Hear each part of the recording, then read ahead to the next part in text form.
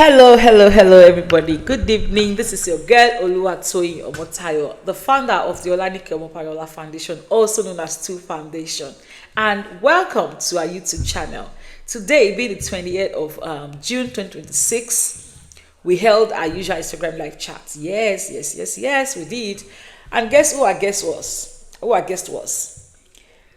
Yes, the veteran Ayo Adesoya, the veteran actress Ayo Adesoya.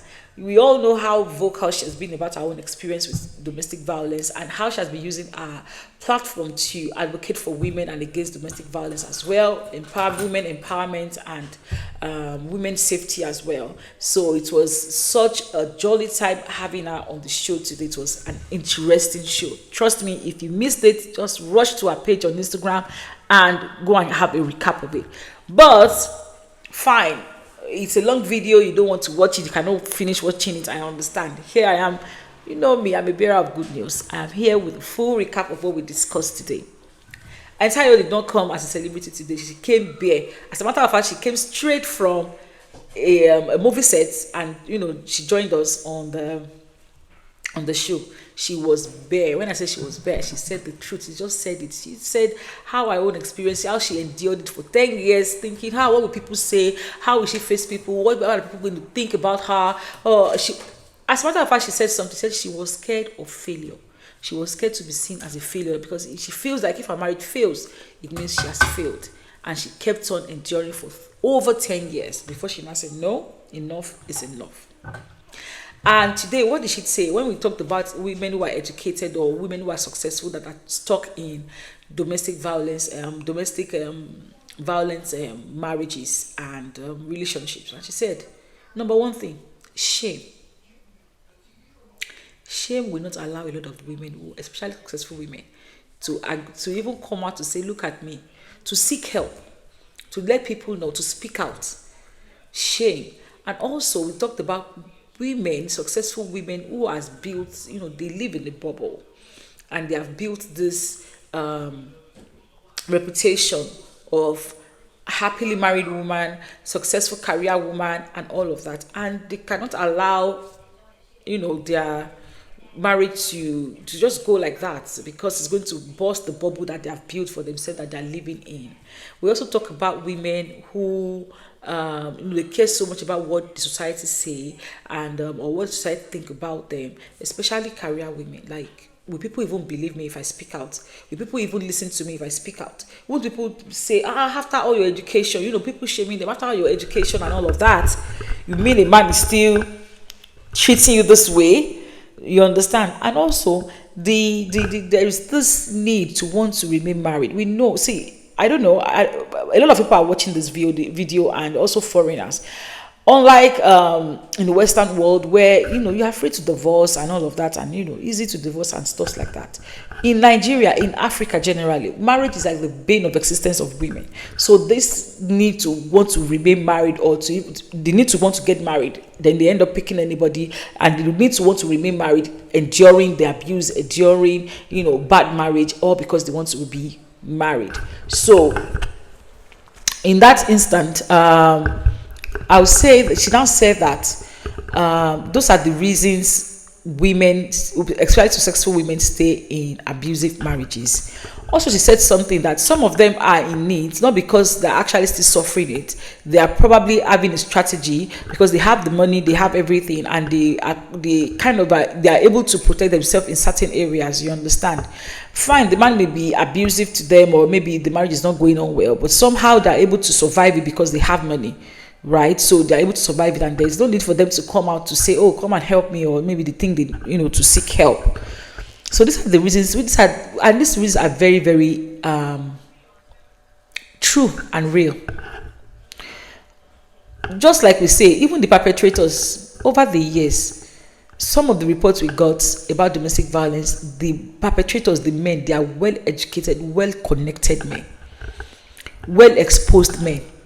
Because you'll be thinking, I remember when we were growing up, my mom was always telling us we must get married to an educated man, because there are things an educated man will never do.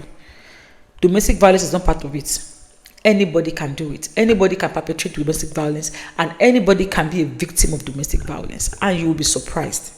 You see that your MDCU that you are seeing. That's your MD CEO that comes to work and you're like, you won't even give her a nickname. Oh, Margaret Thatcher is coming. Oh, this person is coming. You don't know what she has faced before coming up to work. Home is a battleground. So naturally for them, because I also said something during the live show that it's not easy going through domestic violence. It affects everything about you. You may not know. Your nervous system breaks down. You are constantly anxious because you don't know how to relate with people. You don't know what is going to get the man angry. You are practically walking on eggshells. Right, and that extends to every part of your life. So that your MDC, you don't know what she's passing through at home before she got to work, and how she is that made you to name her whatever nickname you gave her, like Margaret Thatcher or whatever it is. So yes, successful women, they go through a lot. They go through domestic violence, and the reason the misconception persists is because these women or this set of people, they don't report. So there's underreporting on their side. That is why the most cases that you will see, there are even, maybe these uneducated people that, that get reported, are being reported at people that see them like, oh, why are you doing this? You get them reported, you get them arrested and all of that. So the report is there. But for these successful women, they have the means, they have the money, they have the reputation that they want to protect. So they will do anything to cover it up. They don't want anybody to know. So they are underreported, and that is why the misconception, persists for so long that only uneducated people or people of low income perpetrate or are victims of domestic violence. Also, when we asked her what can she tell to any woman going through domestic violence and what are the immediate steps such person can take for now, and the first thing she said, which is what we have been screaming all along in the foundation: speak out! Speak out! Silence only protects the abuser. It does not protect the victim. Yes. And I said something after Antayo left the show. People package nonsense. Oh my God.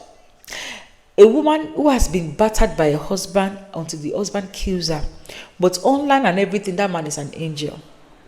Then when that woman dies, another woman will come in thinking she was coming to marry an angel. Please stop. At least if you don't like yourself, for the sake of another woman, stop. I remember when I was searching, I met someone and that person sounded so good to be true.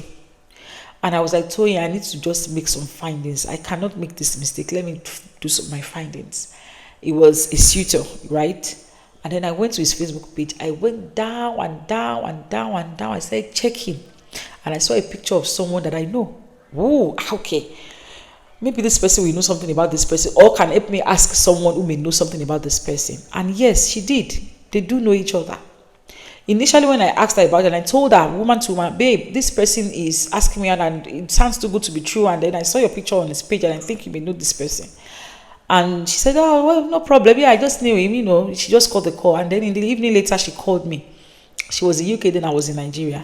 And she said, you know what, Toyin, I didn't want to tell you anything before, but my friend that I was with told me that I should save another woman the heartache and tell the truth. And then she divulged everything. My dear brothers and sisters, let's say I dodged an ammo tank, not just a bullet. And that is what we mean by being a girl's girl. Yes. So stop packaging nonsense. Speak out. When you don't speak out, the only person you are protecting is the abuser. Also, seek help. Seek help. Seek guidance. Seek counseling. And she now ended it with saying, keep evidence. Record videos and make sure you have copies of that videos everywhere. You will need it later. And that was how the show went today. Very interesting, very straightforward, very bare, no sugarcoating. And I want to say a big thank you again to Antayo for today's show. It was awesome. And for people watching this video right now, please don't forget, if this video has inspired you in any way, kindly click the subscribe button. And you can also go to our Instagram page. Kindly click follow on 2.foundation. Check out our website, please. In any way you can reach out to us, any way you can support us, don't hesitate to do it. Until the next time, I remain your girl, Oluwatoyin Omotayo. Have a nice evening.